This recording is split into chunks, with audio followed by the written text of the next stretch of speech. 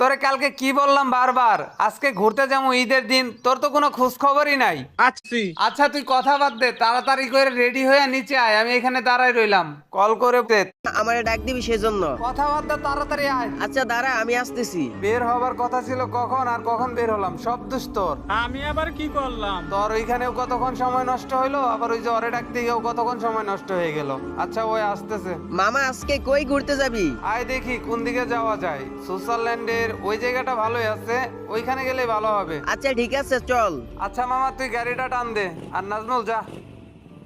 সুইজারল্যান্ডের ওই জায়গাটাই আমার কাছে বেস্ট মনে হয়, আর আজকে ঈদের দিন ওইখানে দেখবি শত শত মানুষ ঘুরতে যাবে।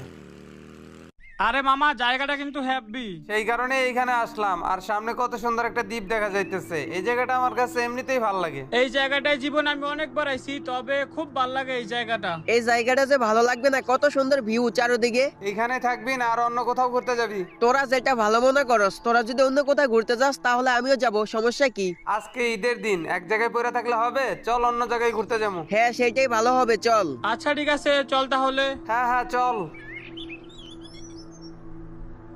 আচ্ছা ভাই, তোমাকে একটা কথা জিজ্ঞাসা করি। এই সুইজারল্যান্ডে আসার পর থেকেই দেখতেছি তুমি এই জায়গায় একা বসে রইছো। আচ্ছা তোমার বন্ধু বান্ধব কই? আমার একটা বন্ধু ছিল কিন্তু এখন নেই। কেন, কি হয়েছে তোমার বন্ধুর?